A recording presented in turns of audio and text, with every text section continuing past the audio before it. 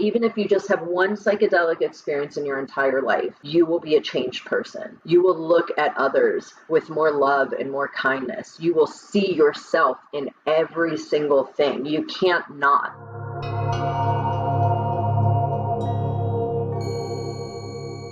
I was young when I started dabbling with all medicines, and so it was childhood. It was growing up with, I'm the youngest of four. My dad's Jewish, my mom's Muslim, which wasn't really a big thing in our family. Like, we weren't necessarily raised in religion, but we were raised with just a belief in God. I remember in school, like when the DARE program came out and they were talking about, don't do like coke and don't do crack and don't do heroin. And I was like, yeah, no, you don't do those. But when they were talking about like weed or mushrooms or LSD, I'm like, no, I'm going to do that. Like, I remember feeling drawn to it at a very young age. I also was highly depressed, and I don't know if it's because I always say like having Jewish blood and Muslim blood, like they've had very hard histories. And so I do believe that our DNA carries history with it. And so for a long time, like I would have thoughts about death, about suicide, about, just heaviness. Like, I carried a lot of heaviness for being so young. And, I didn't understand that until I was much older, but yeah, I dealt with depression for a very, very long time as well.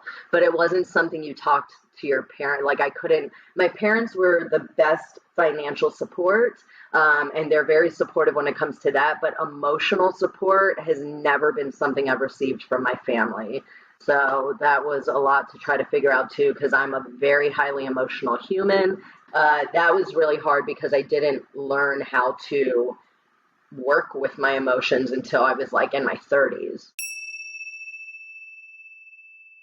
The way that I was first introduced to psychedelics being used in a meaningful way was more in probably my 30s as well, because initially it was recreational. It was just a fun way. And I always knew when I worked with them that I was like, wow, like I'd have these thoughts about like, what is life? And none of this really matters as deeply as we think it does. It was like healing. It was like wanting to have fun. Like when I would do LSD, I would laugh for like 15 hours. And it was like everything that felt heavy, everything that felt horrible was just able to be like washed away in a way. Like, my mind is just monkey mind, like never stops, and I can get very obsessed on a thought. Why am I so depressed? What are the blocks I have that keep me from getting to move forward?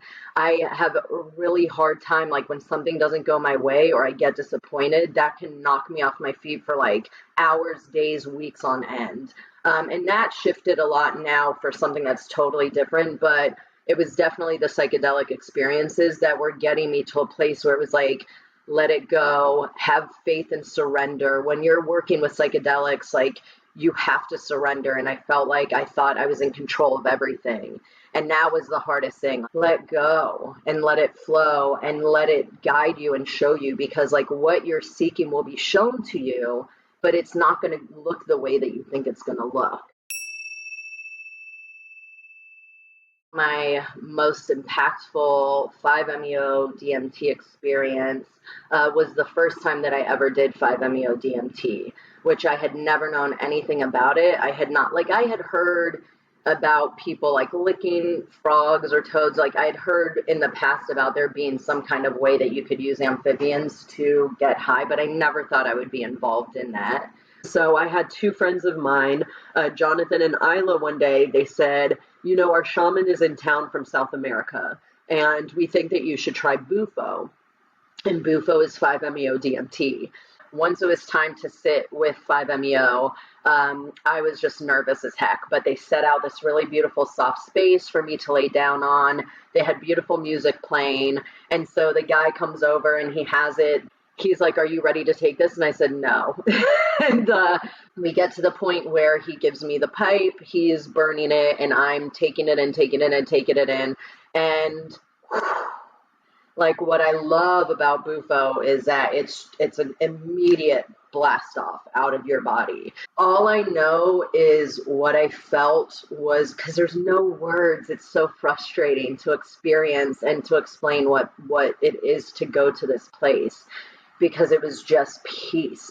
Like, if I was to use words, it's like harmony, peace, love, just like silence, just like ease and effortlessness. It just felt beautiful. It just felt so beautiful. And it was really like just this whiteness. There wasn't any, I wasn't having visuals. Bufo's not known necessarily to be a very visual. Now, as I do it more, as I'm like leaving my body and I can stay more grounded in my body with it, I see some fractals and some sacred geometry as I'm like going out. But usually after that, it's just a very beautiful, like I felt like I was part of the thread of all of existence. Like I felt the we are oneness.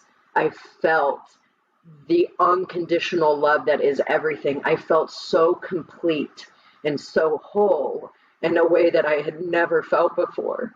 And like I tell everybody, if I had died in that moment, I never would have cared because where I was the most beautiful experience. Like I wasn't even thinking about this plane. I wasn't even thinking about what life is and being embodied in a body. And so it really helped me to let go of a fear of death that I had always had, even though I had such an inquisitive, like I was so curious about it, but I was also so afraid of it. And it just brought such a respect. Like I have so much respect and such a reverence for death. It's such an honor to be able to be here, to be able to experience that again.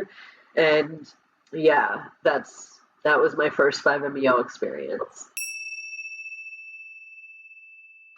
It's bigger than words. It's immeasurable. It's helped me be happy. It's helped me accept and let go. I'm always constantly in my mind saying, I have faith, I trust, I surrender. It's helped me to do all of that and to just not want to. I don't even want to be in control anymore. Like it is so fun when I wake up every day and I don't really have plans and I allow the day and my like inner guidance system. If something's like, hey, go to the park right now, and it's like, okay, let me go to the park, and I might bump into an old friend, or I might meet a new friend, or I could just have a really beautiful experience, like with the trees and with the grass and with the sun. And so really just like enjoying life again, being happy to be alive, being happy to embody this meat suit and be Davina Joy Friedlander. You know, there was a lot of times where it was like, I don't want to be me. And look, there's a lot of things that I'm still battling. I still have a lot of blocks and a lot of things to like work through, but that until I die, and even past that, who knows what my soul will need to either come back or go to a new experience and to receive expansion. So really, it's just helped me to like accept. I've definitely used psychedelics to like help me because my dog was hit by a car in front of me, and so the level of guilt and the level of just like what ifs and this could have been avoided and could, and just like replaying and feeling such a heaviness of guilt. And so I really try to use what I learned from there to help others when they are dealing with a hard time, any kind of loss, whether it's death or the loss of a job or the loss of, a place that you're living or an experience in life. It's like just moving into the next phase. Even if you just have one psychedelic experience in your entire life, you will be a changed person. You will look at others with more love and more kindness. You will see yourself in every single thing. You can't not.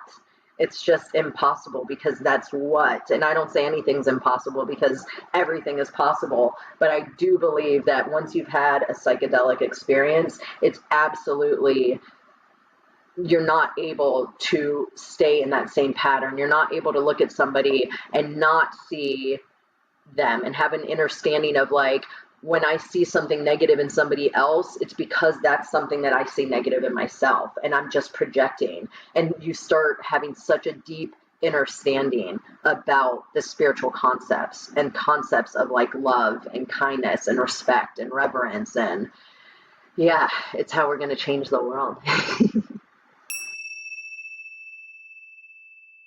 What I would recommend to a psychedelic seeker that is at the beginning of their experience is first and always I recommend to everybody is have a meditation practice start asking yourself, like, what are the medicines I'm really feeling drawn to? I feel like it's hard right now because there's so much information out there and things are trending, like people are like, yeah, I want to do ayahuasca because I know 50 people who have done ayahuasca. But it's like, but is ayahuasca calling you? When you can turn off your brain and drop fully into your heart. Like, that's what I focus on when I'm in meditation. That's what I focus on in breath work, is how do I expand my heart? How do I fully drop into my heart? This is where the answers are.